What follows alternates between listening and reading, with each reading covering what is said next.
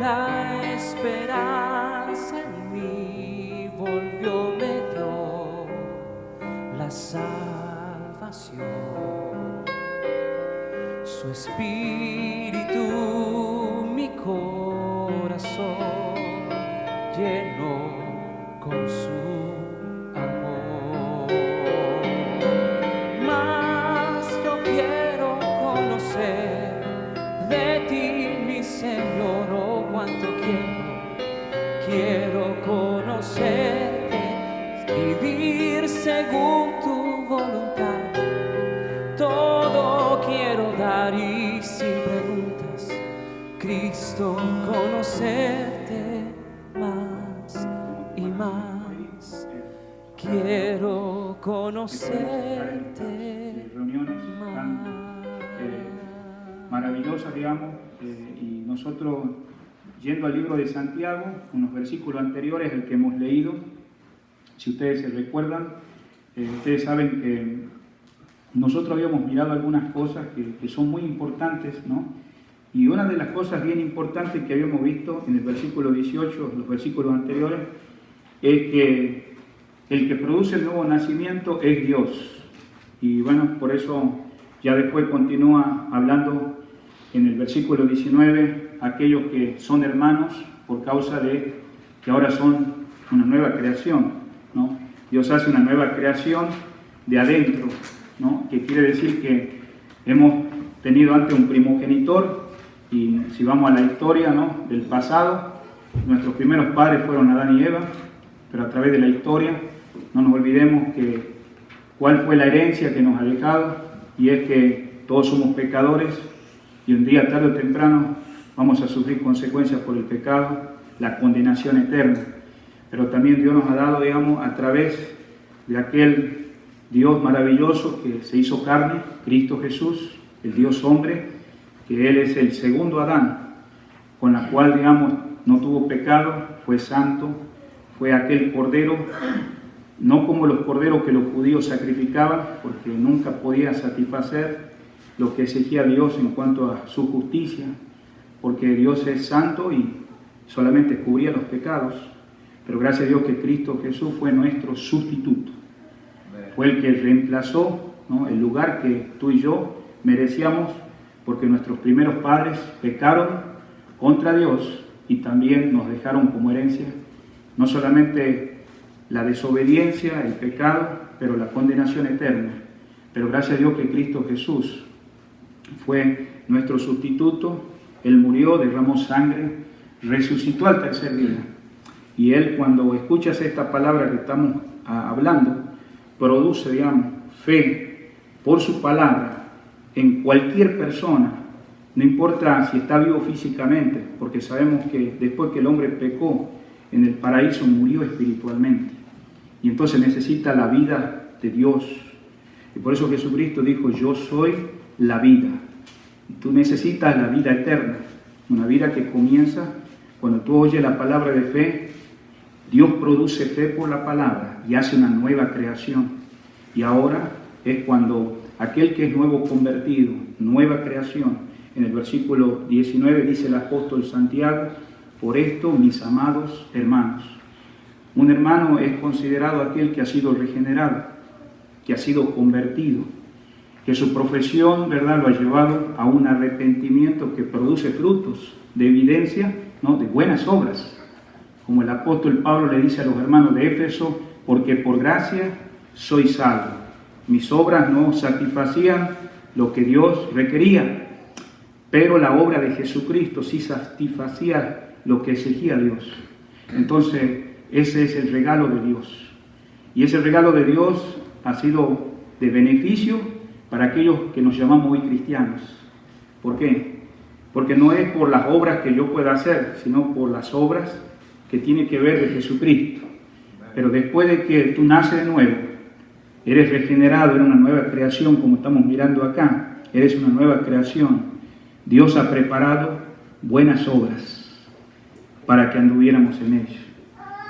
Toda persona que se convierte en un cristiano ya no es la misma persona, sea joven, niño, adolescente, una nueva creación, tiene una mente nueva, tiene un concepto diferente de Dios. Dios es todo para su vida.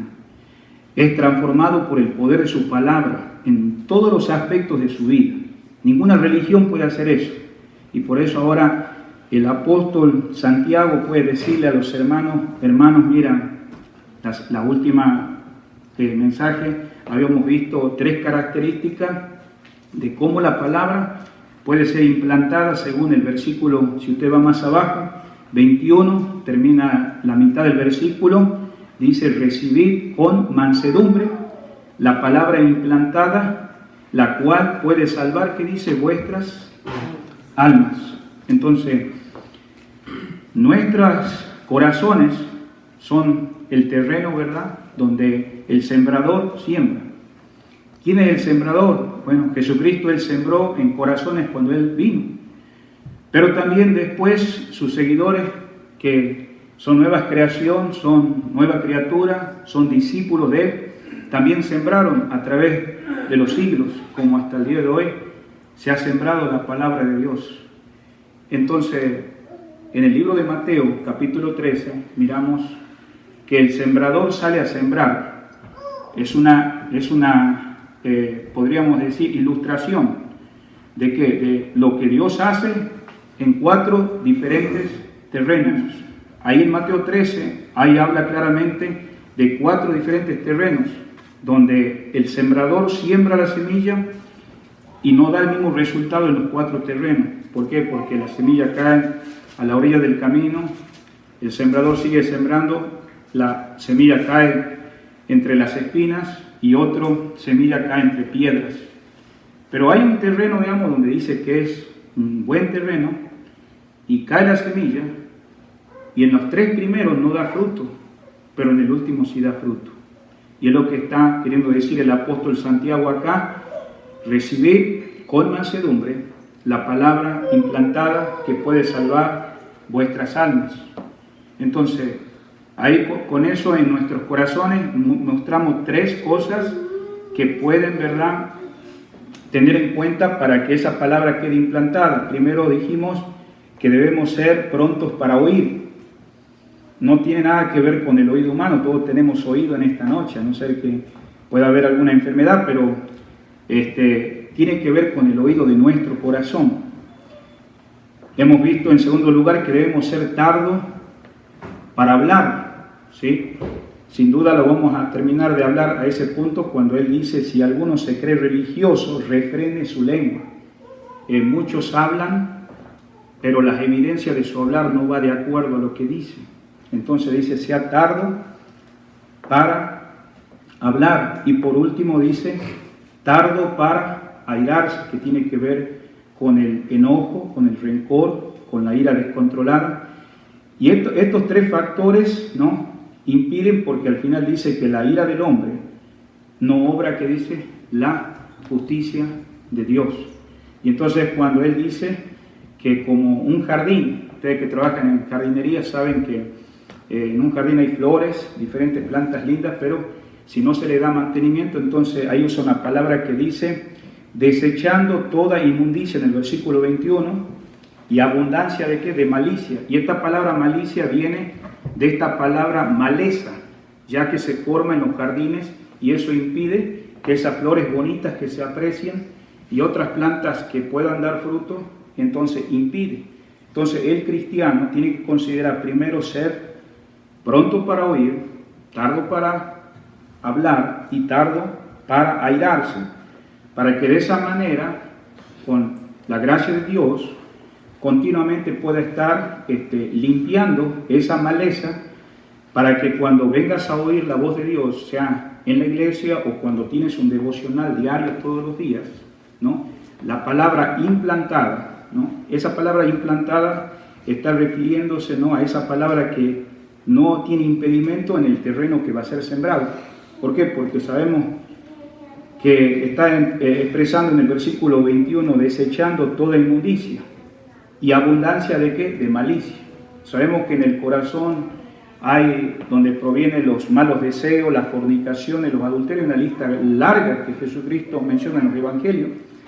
Pero si eso no es desechado, entonces la palabra implantada no va a dar ese fruto. Y yo creo que en esta noche, no solamente hoy, pero cada día que tú estás frente a Dios y puedes oír la voz de Él, Dios puede transformar todo, las áreas de tu vida.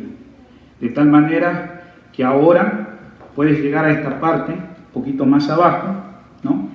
Donde dice la palabra, en el versículo 25, mas el que mira atento en la perfecta ley de la libertad y persevera en ella, no siendo oidor olvidadizo, sino hacedor de la obra, este será bienaventurado el que lo hace. Y tengamos en cuenta que ese es el resultado de una palabra que es implantada, ¿no? ¿Por qué? Porque sin duda, para que nosotros podamos ser tardos para airarnos, tardos para hablar y pronto para oír, esa semilla que fue sembrada, que es el Evangelio, la palabra, produce arrepentimiento, ¿no? Arrepentimiento en la manera que miramos a Dios, pero también produce esa fe, de tal manera que ahora da fruto esa palabra que dice ahí que es implantada, y ahora eres bienaventurado, según el versículo 25. Todo esto estoy por entrar ahora en el 26, pero mire, ¿qué pasa si en este caso, verdad, no soy una persona pronto para oír? ¿Qué pasa que si no soy un hombre, una mujer, un joven, un cristiano, que soy tardo para hablar, sino que hablo de más? No oigo, me dejo llevar por la ira. Entonces ahí es donde pone la ilustración de aquel que en este caso se considera en un espejo, en el versículo 23, dice, si alguno es oidor de la palabra y no hacedor de ella, este es semejante a un hombre que considera en un espejo su rostro natural. ¿Y qué pasa cuando lo mira? Dos cosas pueden pasar. En este caso muestra el lado que no debería pasar, dice, versículo 24, porque el que considera a sí mismo y se va y luego se olvida cómo era. Entonces, esta persona, digamos, que pareciera que fuera un cristiano genuino, no lo es, porque solamente, digamos, está frente al espejo. ¿Y aquí qué representa el espejo? Representa la palabra de Dios, ¿no? Donde podemos ver cualquiera, verdad, que fallas tenemos en nuestro rostro o cualquier área donde necesitemos ver porque no pueden alcanzar a ver nuestros ojos. Pero sin embargo, vemos el lado de aquel que dice que mira, sabe dónde están todas esas fallas y se retira frente al espejo y ¿qué pasa? Se olvida. ¿Y qué resultado da? Es lo que ahora entramos al versículo 26. Si alguno se cree, que dice, religioso. Y ahí estamos entrando a este punto, ¿verdad? En esta noche, en estos versículos que se vienen. Entonces, con esto, ¿verdad? En nuestros corazones nosotros deberíamos recapacitar, digamos, al respecto a esto. Ya hemos mirado acerca del habla, hemos mirado también en cuanto a ser tardos para, en este caso, airarnos, tardos para hablar y pronto para oír. Continuemos ahora un poquito más abajo. ¿Qué es lo que entonces debería suceder en nuestras vidas? Bueno, debería haber una transformación, ¿no? ¿Y cuál es esa transformación? Es lo que miramos en el versículo 25. Dice, mas el que mira atentamente a la perfecta ley. ¿Qué es la perfecta ley? Es la palabra de Dios, ¿no? Con la cual Dios nos da el privilegio de poder mirarnos a nosotros mismos. Pero no es una ley, digamos, impuesta, sino que ahora la miramos a la palabra de Dios como una muestra de amor del Señor, que la cual Él quiere transformar todas las áreas, como dijimos, nuestro carácter, nuestra forma de ser. Y quisiera invitarlos ahí, no se vayan de Santiago, a 2 de Corintios, por favor, capítulo 3. Puede dejar marcado ahí en ese pasaje o su hoja ahí, o si tiene una cuerdita ahí la puede poner. Pero vamos a 2 de Corintios, capítulo 3, y en el versículo, por favor, 18, ¿no? Tal vez algunos lo hemos leído estos versículos, pero dice la palabra de Dios así: por tanto, nosotros todos, mirando a cara descubierta como en un espejo la gloria del Señor, somos transformados de gloria en gloria en la misma imagen como por el Espíritu del Señor. Ahora, después de que Dios nos restaura, ¿por qué Dios nos restaura? Porque sabemos, hermanos, que alguien que se ha arrepentido, Dios va a hacer una obra maravillosa. Entonces, quiere cambiarnos, ¿para qué? Para crecer en esa gracia, para no volver a cometer, ¿no?, el mismo pecado. Sabemos que muchos creyentes que han confesado sus pecados piden perdón al Señor, pero a veces no crecen espiritualmente para poder vencer la carne y el pecado. Pero cuando usted viene al Señor, es el primer encuentro que usted tiene ante un Dios que usted ha ofendido, ¿no? Porque la ofensa ha sido hacia Dios y el arrepentimiento es hacia Dios. Pero también, digamos, ahora confiamos en un Dios que quiere que ahora crezcamos, como dice el versículo acá, pone un ejemplo, dice, mirando como a cara descubierta, como en un espejo, la gloria del Señor. No sé si ustedes se recuerdan, digamos, cuando Moisés en el Antiguo Testamento estuvo con Dios 40 días y 40 noches, ¿no? Ustedes saben que él fue a ese lugar, el pueblo esperaba que viniera y se tardó, pero cuando él bajó, su rostro estaba bien iluminado, ¿no? ¿Y por qué? Porque había estado tanto con Dios que esa presencia se manifestó. Entonces, para él no perder esa presencia del Señor, ¿sabe lo que hizo? Se puso un velo. Entonces nadie podía contemplar con claridad, ¿no?, ese resplandor que tenía en su rostro. ¿Por qué? Porque había estado con el Señor. Y hermano, eso es exactamente lo que Dios quiere hacer cuando nosotros, hermano, perseveramos, dice la palabra, en esa ley. Volviendo por favor ahí a Santiago, si usted nota el versículo, cómo nos dice ahí, en el versículo 25, mas el que mira atentamente a la perfecta ley, y nota algo, no dice la ley que te esclaviza, sino la ley de la libertad. ¿Cuál es la ley, digamos, de esa ley de libertad? No es la ley externa, porque en el Antiguo Testamento la ley fue escrita en piedras, ¿no?, los 10 mandamientos. Si ustedes se recuerdan, la ley externa fue escrita en tablas de piedras. Pero la salvación, hablando de nuestras vidas, fue escrita en el corazón. Eso marca la diferencia entre el Antiguo Testamento, cómo él había dirigido a una nación, donde escribió la ley, ¿en dónde? En tablas de piedra. Pero en el cristiano fue escrito esta ley en los corazones. Entonces, qué maravilloso. Podemos ver Éxodo 34, la ilustración que hablé acerca de cómo Moisés fue y bajó de ese monte. Para algunos que tal vez nunca han mirado este pasaje, pero te va a hacer entender qué es lo que está queriendo decir el apóstol Santiago. Vamos a ir a Éxodo capítulo 34, ¿no? Y si usted ve que no lo encuentra, acerquémonos a algún hermano ahí o ayudemos a alguien que no encuentra estos pasajes del Antiguo Testamento. El versículo 29, ¿no? Éxodo 34 y versículo 29. Y aconteció que descendió Moisés del monte Sinaí, que es lo que estábamos hablando hace un ratito, ¿no?, con las 2 tablas del testimonio en su mano. ¿Cuál era ese testimonio? Era la ley que estamos mencionando. Y al descender del monte, no sabía Moisés que la piel de su rostro resplandecía. Después que hubo hablado ¿con quién? Con Dios. Versículo 30, y Aarón y todos los hijos de Israel miraron a Moisés, y aquí la piel de su rostro era resplandeciente. Y tuvieron miedo de acercarse a él. Entonces Moisés los llamó, y Aarón y todos los príncipes de la congregación volvieron a él, y Moisés les habló. Vamos a ir hasta el versículo 35. Después que se acercaron todos los hijos de Israel, a los cuales mandó todo lo que Jehová le había dicho en el monte Sinaí, y cuando acabó Moisés de hablar con ellos, puso un velo sobre su rostro. Y cuando venía Moisés delante de Jehová para hablar con él, se quitaba el velo, hasta que salía, y saliendo decía a los hijos de Israel lo que le era mandado. Y al mirar los hijos de Israel el rostro de Moisés, veían que la piel de su rostro era resplandeciente, y volvía Moisés a poner el velo sobre su rostro, hasta que entraba a hablar con Dios. O sea, él no quiso que los judíos lo contemplaran, ¿no?, con ese fulgor, ¿no?, con ese rostro iluminado.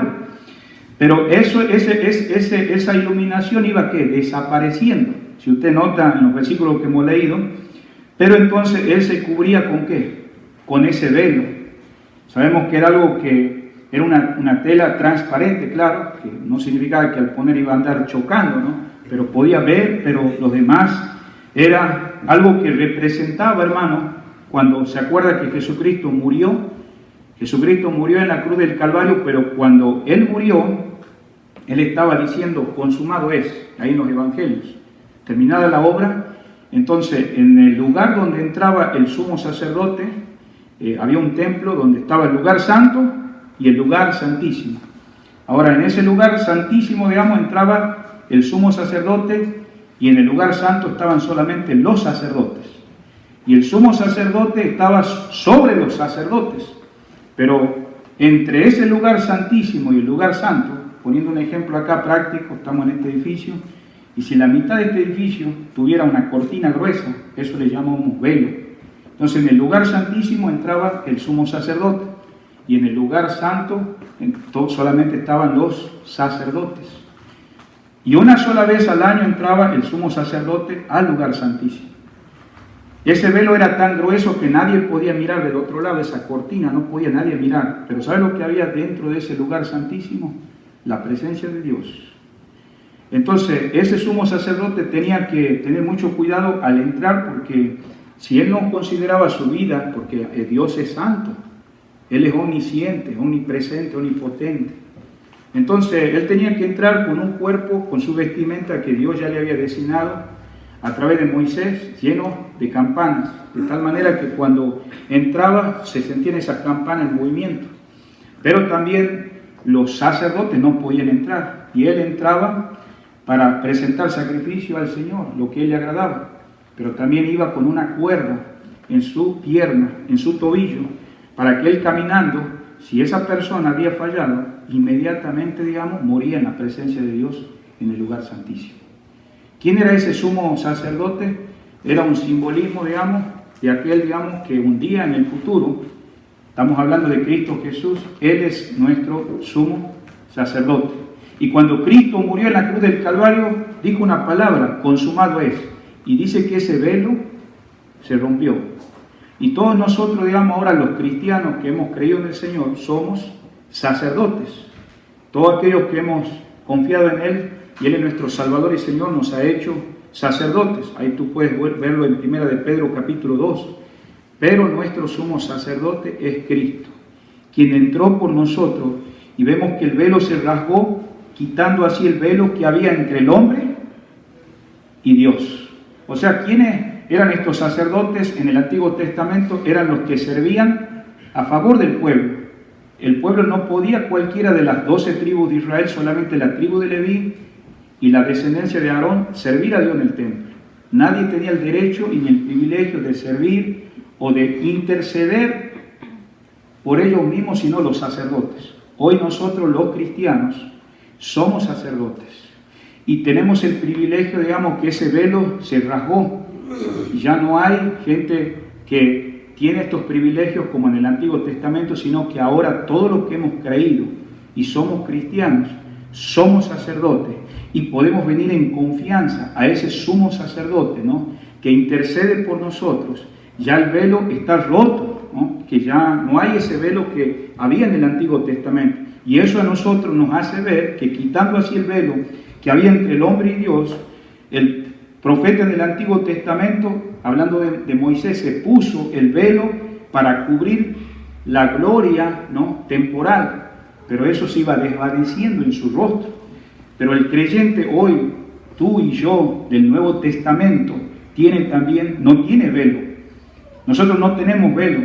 Sin embargo, hermano, cuando vamos al espejo de la palabra de Dios, a la ley de la libertad que está en nuestros corazones y perseveramos, volvemos a Santiago, por favor, ahora le vamos a hallar un sentido a lo que el apóstol nos quiere decir ahí. Ya hemos visto qué es lo que pasaba, dice acá en el versículo, por favor, mas el que mira atentamente y en la perfecta ley de la libertad, y persevera, no siendo oidor olvidadizo, sino hacedor de la obra, este será bienaventurado, dice, el que lo hace. Entonces, aquí podemos ver la explicación ahora cuando miramos en 2 de Corintios 3, 18, cuando el creyente se fija en la palabra de Dios, el espejo ve al Hijo de ¿quién? De Dios. Y es transformado por el Espíritu de Dios, porque cada hijo de Dios tiene el Espíritu Santo de Dios. Y entonces viene la raíz acá griega, que esta palabra que ustedes le hemos leído recién en 2 de Corintios 3, 18, dice, somos transformados, dice, de gloria en gloria. Si la han leído hace rato que leímos, 2 de Corintios 3, 18, dice, somos transformados. Esta palabra viene de una raíz griega que significa metamorfosis. ¿Ustedes escuchó la palabra esa, metamorfosis? Bueno, esta palabra metamorfosis viene a ser un cambio exterior efectuado del interior. Entonces, la metamorfosis, digamos, es como, no sé si ustedes conocen la oruga. Cuando se la ve a la oruga es fea, pero cuando es transformada se convierte en una hermosa mariposa. ¿Y cuántos de ustedes les gusta una mariposa de diferentes colores? Pero no fue así hasta que primeramente hubo el proceso de transformación. Todavía Dios no ha completado en ti como cristiano lo que vas a hacer. Pero Dios va transformando cada día que perseveras en la palabra, la ley de la libertad, haciendo esa transformación. Nosotros no cambiamos porque la iglesia nos da reglas. No cambiamos porque alguien nos está imponiendo. No, perdóname. El Señor a través de su palabra, ¿no? Y perseverando en esa palabra que es de la libertad, no que te esclaviza, sino que sos libre porque obedeces al Señor, pero también hay otro amo. Sabemos que estábamos esclavizados antes y era la carne, este mundo, Satanás, que nos esclavizaba y no podíamos ser libres. Parecía que teníamos libertad para el pecado, pero traía consecuencias. Y ahora miramos que esta palabra tan preciosa da libertad al creyente. Usted dice, ¿por qué a veces se escucha creyentes desilusionados o desanimados? Porque han dado lugar en su vida a vivir en la carne. Pero no toda la vida un cristiano va a vivir en la carne. Porque Dios va a usar, digamos, la disciplina para poderlo ayudar a encaminar al arrepentimiento. Porque la vida cristiana no es el arrepentimiento normal de salvación. Toda la vida es una vida de arrepentimiento. Porque estamos agradando al Señor por su palabra que se manifiesta, su Espíritu Santo transformando y agradándole, no solamente acá en estas reuniones que estamos acá prestando atención, sino aún cuando vamos a nuestro trabajo, cuando vamos a la universidad, cuando estamos en la cocina, cuando estamos ahí en los lugares donde nadie sabe lo que somos, pero sabe que Dios está ahí en nuestros corazones, en nuestras mentes, en todo nuestro ser, porque sabe que esta ley es de la libertad, no te está esclavizando, porque Él es nuestro Señor de nuestra vida. Entonces, por eso estamos mirando que el creyente que pasa tiempo viendo la palabra de Dios, entonces es transformado. No sé si se recuerdan, hermanos, que también en Mateo 17:2 el Señor se transfiguró. ¿Se recuerda eso? El Señor se transfiguró y esta palabra es muy similar a la palabra esta metamorfosis. Entonces, aquí vemos en Mateo 17:2, si usted lo quiere buscar ahí se traduce la palabra como transfiguró. ¿Se acuerda la gloria de Cristo que se manifestó en el monte? No fue reflejada, sino que emanaba de su interior. Y es cuando Pedro ahí que dijo, Señor, por favor, no sabía lo que estaba diciendo, hagamos 3 enramadas, uno para Elías, otro para Moisés y otra para ti.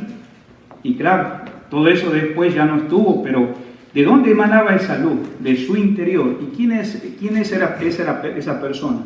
Estamos hablando de Cristo. Y en Romanos capítulo 12, versículo 2, un versículo para nosotros los cristianos en esta noche, dice ahí que nosotros somos transformados por medio de la renovación de vuestro, que dice, entendimiento. Y cómo nosotros somos transformados, como dice acá esta palabra, metamorfosis, lo que Dios va a hacer de adentro para afuera. Hermanos, esto se renueva la mente, como dice acá, y muestra la gloria de Dios. No se llega a la espiritualidad de la noche a la mañana. Es un proceso, ¿no? Es un proceso que obra el Espíritu de Dios, ¿no? Y a través del espejo ¿de qué? de la palabra de Dios. Por eso dice, el que persevera atentamente, no que se mira en un espejo y se va, no, sino que persevera y está mirando simplemente para qué, como dice el versículo 25, no siendo que dice oidor olvidadizo, sino hacedor de lo que el Señor ha puesto. Por eso Salmo 139, versículo 23, dice, examina, oh Dios, y conoce mi corazón, si ves en mi camino de perversidad, dice, y guíame por el camino eterno. Es una examinación. Debemos quitar, hermano, el velo. Por eso acá dice, examina, oh Dios, está diciendo el salmista. Y por eso ahora entramos a 1 de Juan 1:8. Yo sé que estamos yendo por varios versículos que van relacionados con la transformación que Dios hace cuando tú perseveras en la palabra. Por eso cuando tú dices, yo estoy en comunión con Dios, tú estás perseverando en la palabra de Dios. 1 de Juan 1:8 dice, si decimos que no tenemos pecado, nos engañamos a nosotros mismos y la verdad no está en nosotros. Queridos hermanos, la palabra nos hace ver las cosas que todavía Dios tiene que transformar en nuestro ser, y a través de la confesión no podemos decir, bueno, ya llegué a todo, ¿no? Ya estoy cambiado. Por eso necesitas permanecer en esta palabra para no llegar a lo que vamos a entrar al otro de ser religioso, ¿no? Entonces, estamos en 1 de Juan 1:8. ¿Cuál es nuestra primera responsabilidad, hermano, después de entender esto que acabamos de ver? Bueno, nuestra primera responsabilidad, entonces, es recibir la palabra. Y después que la recibimos, enseguida ponerla, ¿por qué? Por obra. Por eso cuando nosotros hacemos decisiones, no hacemos decisiones nomás porque un pastor, un predicador, un maestro te está diciendo, ven, no. Sino que la palabra de Dios implantada en nuestros corazones da fruto. Y el primer fruto es decir, Señor, me arrepiento. Perdóname. Te confieso que no soy lo que soy.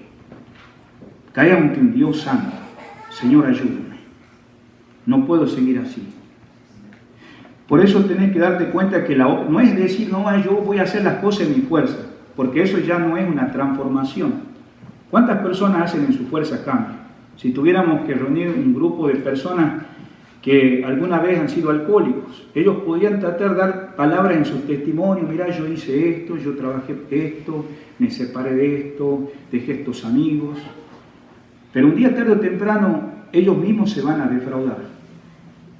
¿Por qué? Porque todo lo han hecho en una reforma personal. Y Dios no quiere reformar tu vida. El cristiano es transformado. Y los cambios que Dios hace son eternos. No son temporales. Lo que Dios hace es perfecto. Y si Dios ha hecho una nueva creación en tu vida, Él va a hacer esa obra que tú ni siquiera te puedes imaginar. Y por eso el escritor acá nos insta que una vez que recibimos la palabra, enseguida la ponemos por obra. De otra manera, ¿qué pasaría si no la ponemos por obra? Es como aquel que se mira en el espejo, como acabamos de mirar, y nos retiramos, no pasó nada. Apreciamos todo lo que hemos mirado, o apreciamos lo que nos hemos escuchado, y nos olvidamos. Usted sabe en esta noche qué clase de persona es, pero sin embargo, ¿cuál sería el resultado de no ponerlo por obra? Nos estamos engañando ¿a quién? A nosotros mismos. ¿Cuántos de ustedes quisieran engañarse en esta noche a ustedes mismos? ¿Verdad que no? Entonces lleguemos a la tercera responsabilidad. Y ahora entramos al versículo 26. ¿No? Versículo 26. Dice la palabra de Dios ahí, si alguno se cree religioso. ¿Qué es esta palabra religión? ¿No? Yo sé que en algunos momentos hemos escuchado, aquí la iglesia habla mucho de religión, o también allá afuera en el mundo te preguntan, ¿qué religión sos? Pero tenemos que saber qué quiere decir religión. ¿Y sabes lo que quiere decir religión? Si tú quieres anotar eso, para que no se te olvide, significa el acto exterior, el culto a un Dios. No en mayúscula, sino en minúscula. ¿No? Te vuelvo a repetir. ¿Qué quiere decir la palabra religión? Es un acto exterior, el culto a un Dios. ¿No? No estamos hablando del verdadero Dios. porque el verdadero Dios transforma vidas. El verdadero Dios te da la verdadera libertad en el Señor. Estamos mirando que el anterior se miraba en el espejo y se retiraba. Se engañaba a sí mismo, no era hacedor de la palabra. Entonces ahora vemos que la palabra religión, con este concepto, ¿no?, que estamos mirando, ¿sabes cuántas veces se ve la palabra religión en la Biblia? Si querés esto como información, 5 veces en toda la Biblia. Desde Génesis a Apocalipsis la palabra religión se la ve 5 veces. Y si tú quieres que la miremos nomás 2 de ellas por el tiempo en esta noche, vamos a ir a Santiago, ¿verdad? Ya tenemos 1:26 y 27, ahí la vemos 2 veces. Pero vamos por favor ahora al libro de Colosenses capítulo 2, versículo 18. También la puedes buscar en otros textos que te la puedo dejar en esta noche. Hechos también capítulo 26, versículo 5. Sin embargo, por el tiempo vamos a mirar solamente el libro de Colosenses, capítulo 2, versículo 18. No te vayas ahí del libro de Santiago, ¿no? Una vez que lleguemos ahí, si vemos a alguien que no lo encontró, ayudémosle, por favor.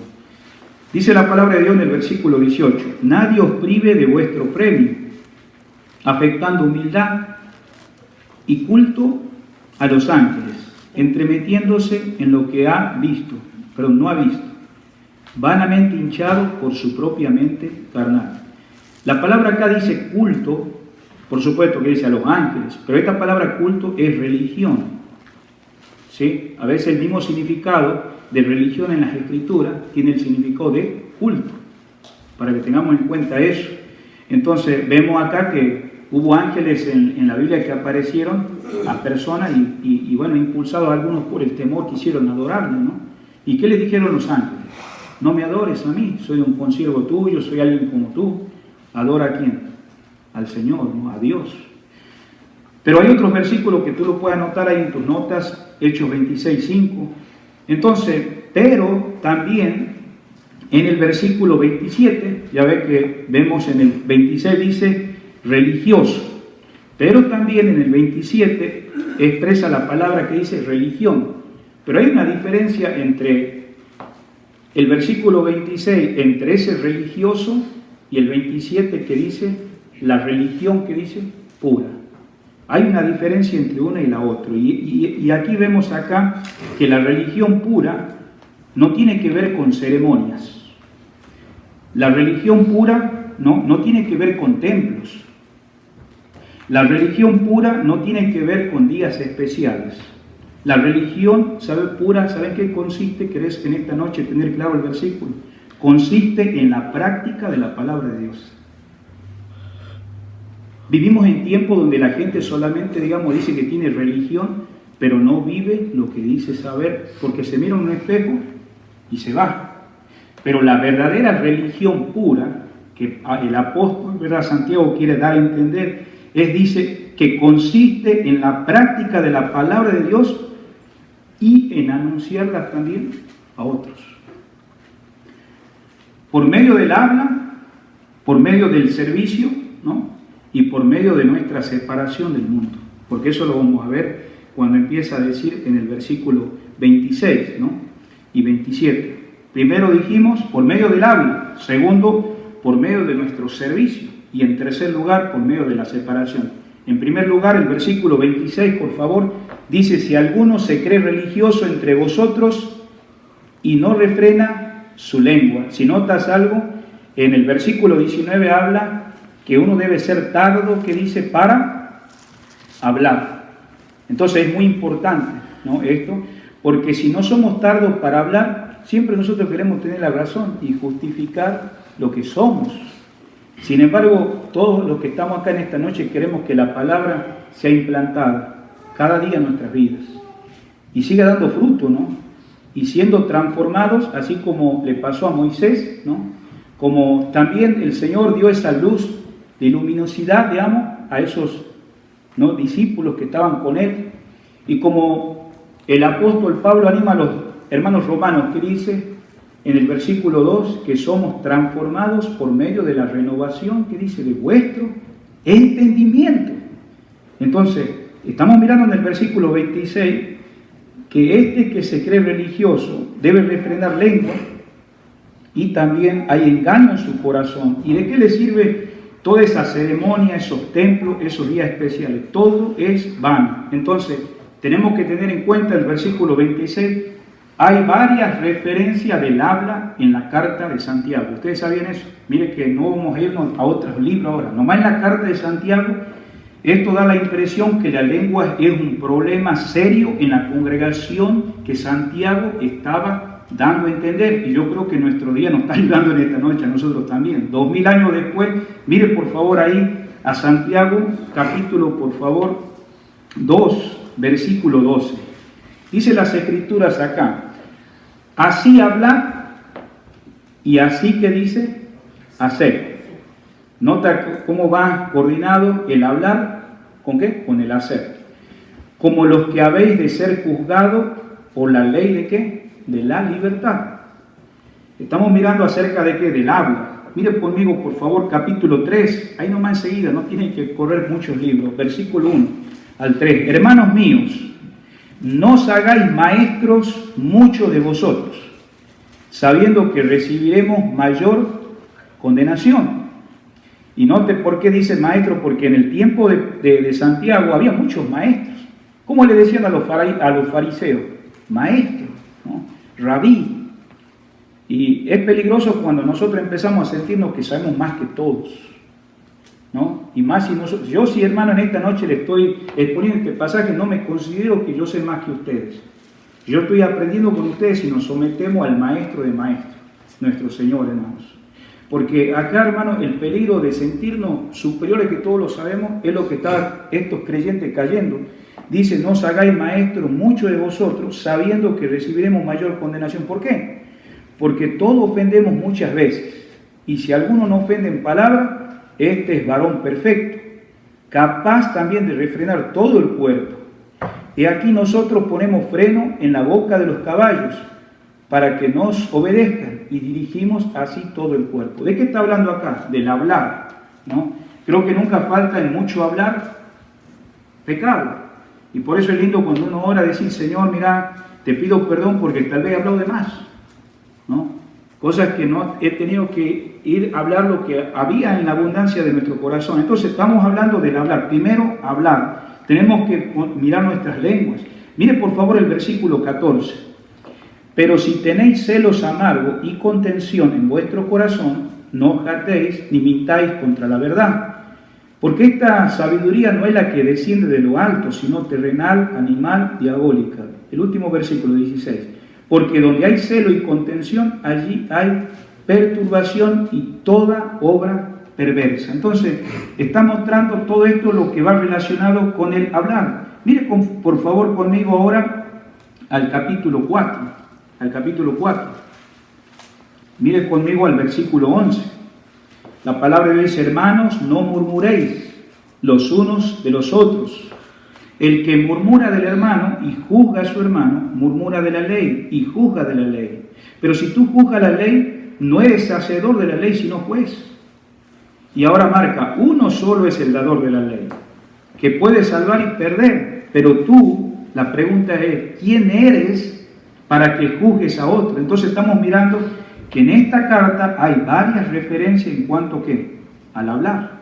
Y justamente Santiago, en el versículo que estamos mirando, dice claramente, hermanos, el que no refrena, ¿qué dice? Su lengua. Notemos algo, hermanos, la lengua revela lo que hay en el corazón, ¿sí o no? Lo que nosotros hablamos es lo que abunda en nuestro corazón.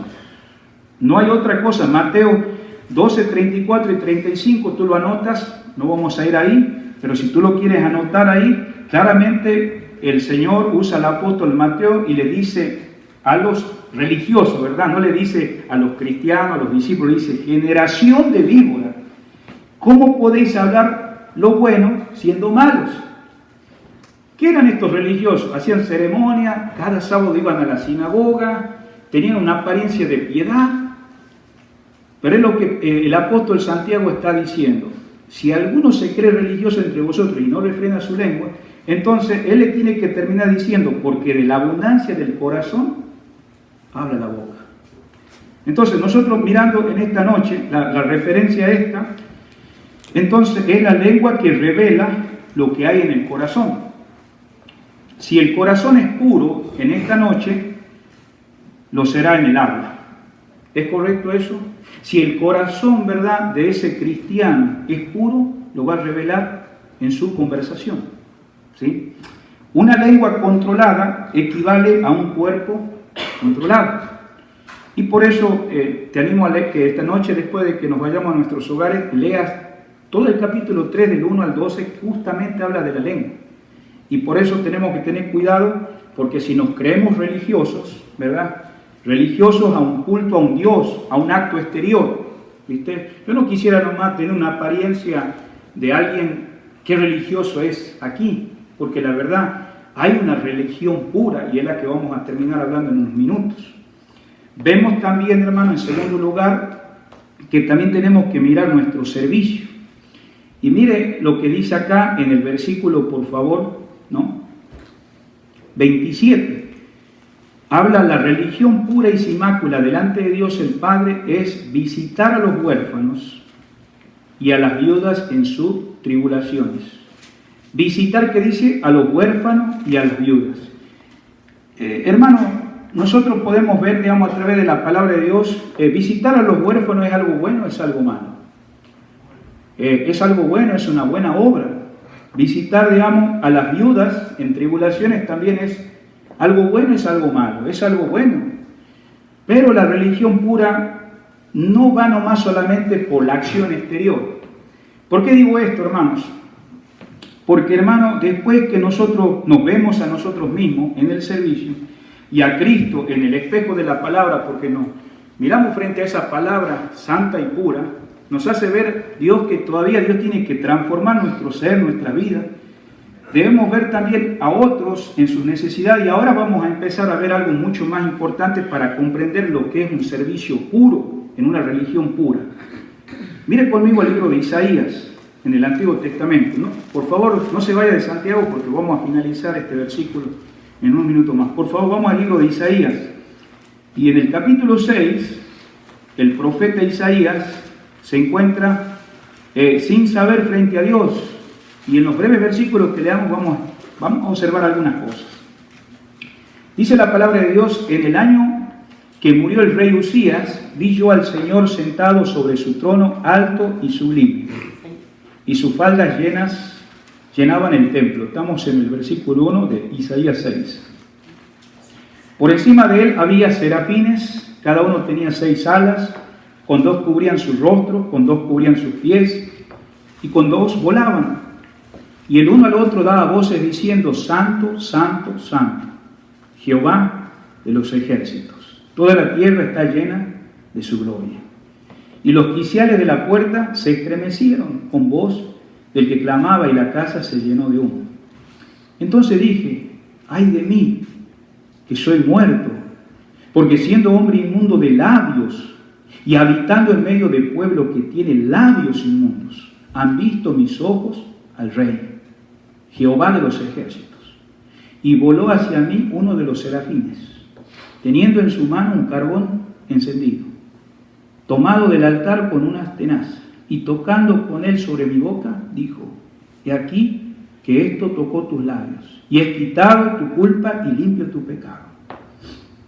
Versículo 8. Después oí la voz del Señor que decía: ¿a quién enviaré? ¿Y quién irá por nosotros? Entonces respondí yo: heme aquí, envíame a mí. Entonces estamos mirando ahora lo que es la verdadera religión, ¿no? Pura, sin mácula. Miramos acá claramente, hermanos, que Isaías primero vio al Señor. Si usted nota ahí en el versículo, cuando él empieza a comenzar los primeros versículos, ve algo maravilloso. Vi yo al Señor, dice en el versículo 1. ¿Y qué pasó cuando él vio al Señor, hermanos? En segundo lugar, hermanos, después de que él miró al Señor, después se miró a sí mismo. Porque, hermano, Dios es santo. Y mire un poquito más abajo, versículo 5. Entonces dije: ay de mí, que soy muerto, porque siendo hombre inmundo de labios. O sea que él miró a Dios, hermanos. ¿Sí? Y sabemos que hoy miramos a Dios a través de la revelación de su palabra. Pero en segundo lugar, hermanos, Él se miró ¿a qué? A sí mismo. Estamos hablando de un profeta, ¿no? Alguien llamado por el Señor. ¿Y cómo se miró a sí mismo? Vemos ahí claramente que Él vio, hermanos, que era inmundo. Sin embargo, antes de pasar, digamos, a querer servir, ¿no? Porque miramos ahí claramente en Santiago, dice, la verdadera religión pura y sin mácula, dice, es visitar a los huérfanos, a la vida en tribulación. ¿Es un mal servicio?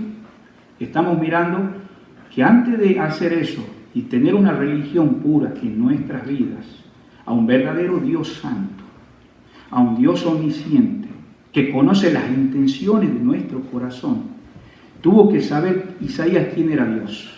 Y en segundo lugar, mirarse a sí mismo, que Dios tenía que hacer una obra maravillosa en su vida, de purificar sus pensamientos, sus motivaciones, tanto que ahora, hermano, en el mismo pasaje que estamos mirando de Isaías, luego Él miró al pueblo cuando tenía que ayudar. Si usted va en el mismo capítulo 6, después de que ya el ángel tocó sus labios y quitó esa culpa y su pecado, dice el versículo 8, después que dice, oí la voz del Señor, que decía, ¿a quién enviaré?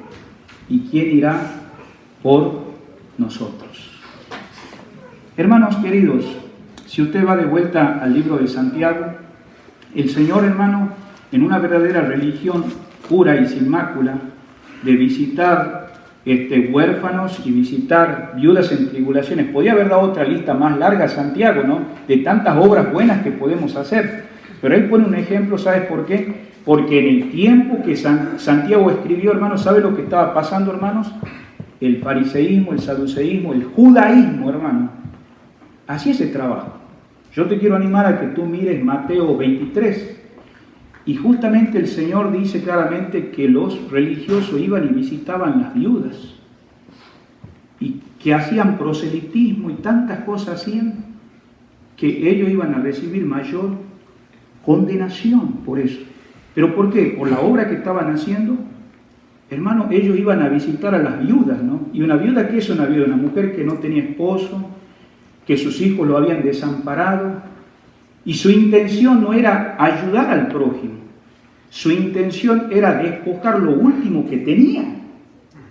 Si te das cuenta, uno puede ir a visitar viudas, pero ¿cuál es la intención? ¿Cuál es el motivo? Sin el amor de Dios es terrible, sin el gozo de Dios. Por eso la verdadera religión pura, tenés que tener un encuentro personal con tu Señor. Tenés que ver tu corazón de examinación, que Dios lo purifique, para poder ver la necesidad de otro, porque si yo miro la necesidad, porque yo quiero sacar algún provecho a cambio, tarde o temprano se va a manifestar que tu religión no es pura, no es verdadera. Porque solamente, digamos, somos aquellos que nos miramos frente al espejo de la Biblia y nos olvidamos. Y no sabemos que estamos frente a un Dios santo cuando abrimos la palabra de Dios y nos miramos que necesitamos todavía arrepentirnos para que Dios transforme nuestro ser, nuestros corazones, nuestros pensamientos, nuestras ideas. ¿Cómo mira Dios? Qué maravilloso, hermano, que Él pudo llegar a ver esa necesidad.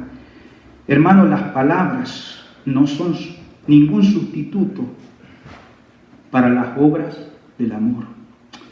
Por eso Santiago 2:14, conectando esto de visitar a los huérfanos y a la vida en tribulación, mirá lo que le dice el mismo Santiago en el capítulo 2, versículo 14. Hermanos míos, ¿de qué aprovechará si alguno dice tiene fe y no tiene obras? ¿Podrá la fe salvarle? Y si un hermano o una hermana están desnudos y tienen necesidad de mantenimiento cada día, y alguno de vosotros le decís, id en paz, calentaos y saciaos, pero no le dais las cosas que son necesarias para el cuerpo, la pregunta es, ¿de qué aprovechará? ¿De qué aprovecha? Así también la fe, si no tiene obras, es muerta en sí misma. Es lo que está expresando. Hay una religión, digamos, muerta. Hay una religión con la cual la persona no refrena su lengua. Hay una religión que puede, ¿verdad?, hacer obras, pero sin embargo la persona que realmente tiene una verdadera fe bajo el arrepentimiento de Dios, te va a llevar a una fe en acción, porque su palabra te va a impulsar a agradarle al Señor, obedecerle al Señor, y con buenas intenciones, como Él está diciendo, ¿de qué sirve que miras al hermano en desnudez, mira en situaciones y dices, bueno, voy a orar por ti, cuando tú tienes para hacer? Y entonces tiene que desafiar Santiago y decirle, mira, tu fe es muerta, porque lo que tú dices ser no es genuino, porque la verdadera fe te impulsa a hacer buenas obras, no para darte gloria a ti mismo, sino para que el mundo glorifique lo que Dios ha hecho a través de su palabra, a través de Cristo Jesús, obrando en tu ser, que no lo puede hacer ninguna religión falsa, sino una religión pura y sin mácula. Hermanos queridos, los religiosos en el tiempo de Cristo visitaban a las viudas, visitaban a los huérfanos, pero para desnudarlos y despojarlos y sacarles lo poco que tenían. Solamente para hacer una cosa exterior, pero que no era genuino ante el Señor. Y eso nos desafía en estos días, porque nos tenemos que mirar nosotros mismos. ¿Cuál es la intención que estoy ayudando a alguien? ¿Cuál es la intención? ¿Por qué yo doy trabajo? ¿Por qué voy a visitar a alguien? ¿Cuál es el motivo que me visita? ¿Es el bienestar espiritual de esa persona o solamente quiero sacar provecho? La religión pura y sin mácula. Las palabras no son ningún sustituto para las obras de amor, hermanos. Por favor, primera de Juan 3:11. Estamos finalizando, hermanos. Hermanos, yo tiemblo al dar este estudio y este mensaje de predicación, porque, hermanos, antes de haberlo estudiado hace algunos meses, hermanos, me miraba a mí mismo frente a este libro santo y bendito. Por favor, mira conmigo, primera de Juan 3, versículo 18. Vamos a ir desde el 11, por favor, porque este es el mensaje que habéis oído desde el principio, que nos amemos unos a otros. Versículo 12, no como Caín, que era del maligno y mató a su hermano. ¿Y por qué causa le mató? Es la pregunta que hace. Porque sus obras eran malas y la de su hermano justa. Ahí nos detengamos un momentito. ¿Sabías tú que Caín y Abel sacrificaban a Dios? Lo que sacrificaba Caín no era un sacrificio cualquiera, era lo mejor del campo. Pero sin embargo, digamos, se convierte en algo malo cuando no hay esa pureza en el corazón. ¿Cuántas veces Dios le había dicho a Caín lo que él estaba haciendo? Y nunca puede reemplazar, ¿no?, mi servicio a Dios, sino un corazón, digamos, transformado por Dios. Mucha gente puede hacer buenas obras, pero tarde o temprano se va a manifestar lo que hay. Y en este caso vemos acá que Caín, digamos, terminó mal. Y dice acá en el versículo, por favor, 13, hermanos míos, no os extrañéis si el mundo os aborrece. Nosotros sabemos que hemos pasado de muerte a vida, en que amamos ¿a quién? A los hermanos. El que no ama a su hermano permanece en muerte. Todo aquel que aborrece a su hermano es asesino, es un homicida. Y sabéis que ningún asesino tiene vida eterna permanente en él.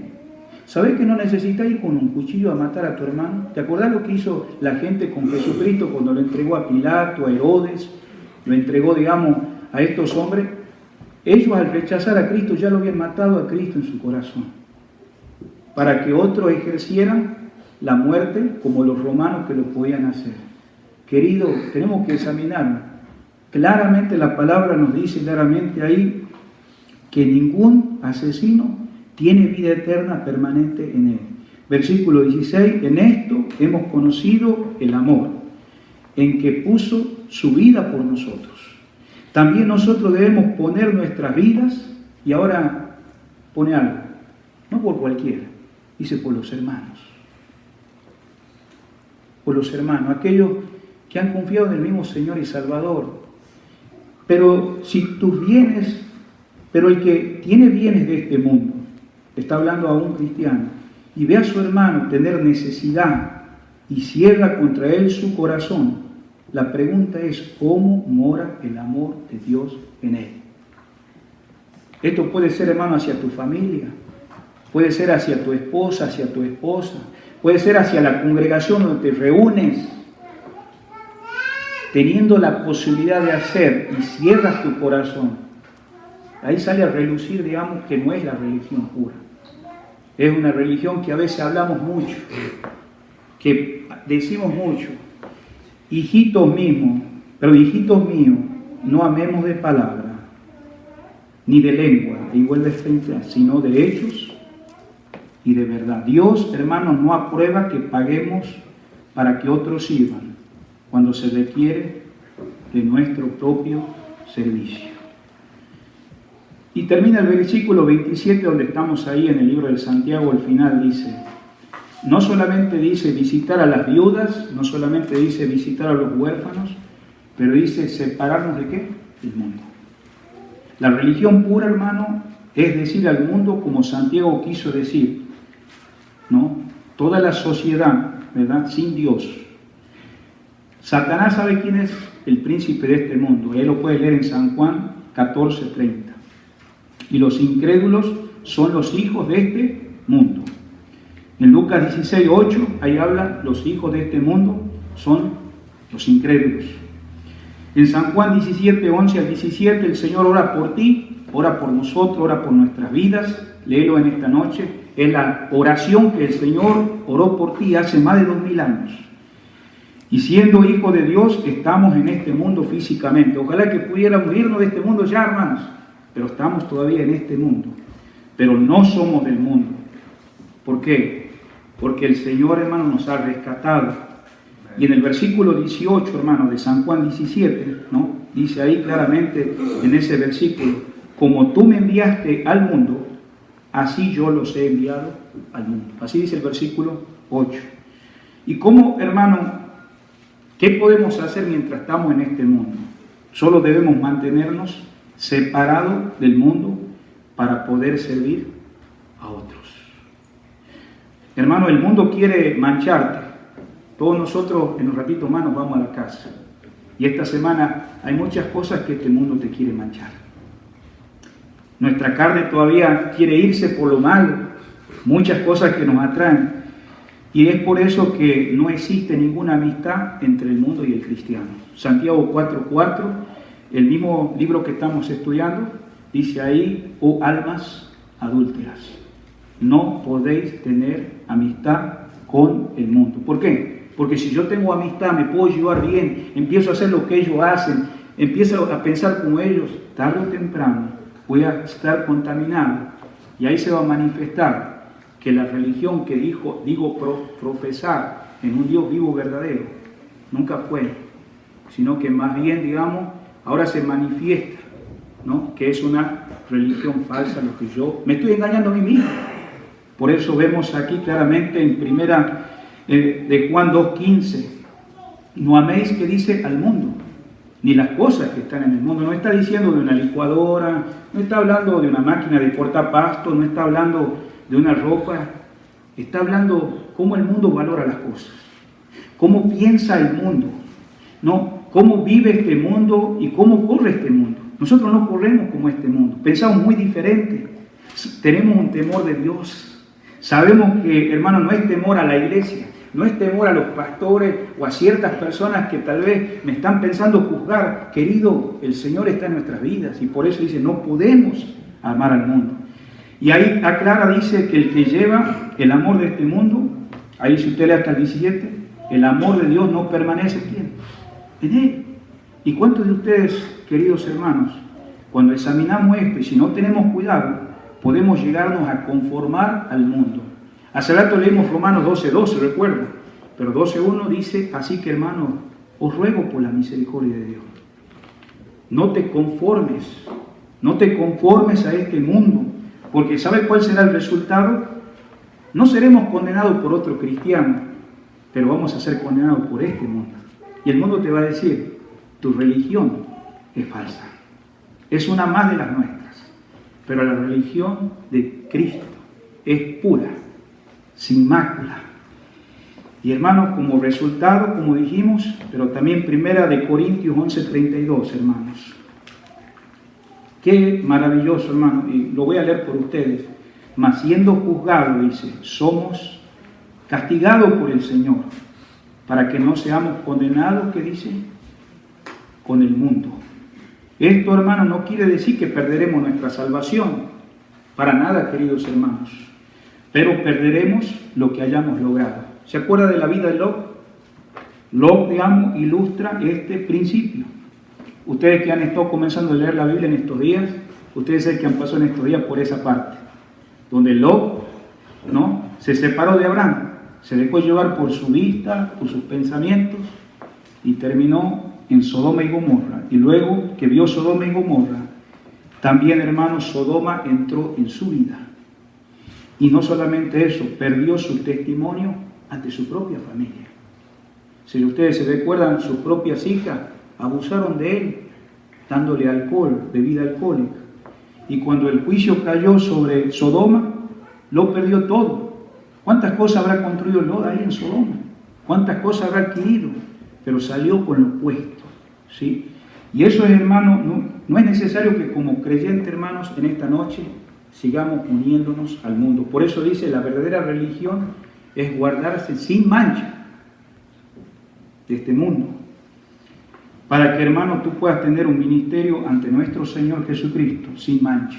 Y este es el último versículo, primera de Pedro, por favor, 1:19. Sino con la sangre preciosa de Cristo, como la de un cordero sin mancha y sin contaminación. Hermano, el Señor Jesucristo fue amigo de publicanos y pecadores, ¿sí o no? Sí, Él se entró entre las personas. Pero ¿sabe qué? Él no estaba contaminado con las personas, porque el propósito principal era mostrarles, principalmente, que ellos necesitaban el Salvador de este mundo. El reino de los cielos se ha acercado y está entre vosotros. Y querido hermano, no podemos salir en esta noche y cerrar todas nuestras ventanas de la casa y encerrarnos, ¿no?, en una burbuja. La realidad, estamos en este mundo. Pero todos los días, hermano, tenemos que ir al Señor, agradar al Señor, pero también, hermano, proclamar un mensaje, hermano, con la cual esa gente necesita. Por eso decía, hermano, claramente en el Antiguo Testamento, no se conviertan, o sea, tú a ellos, sino que ellos se conviertan a ti.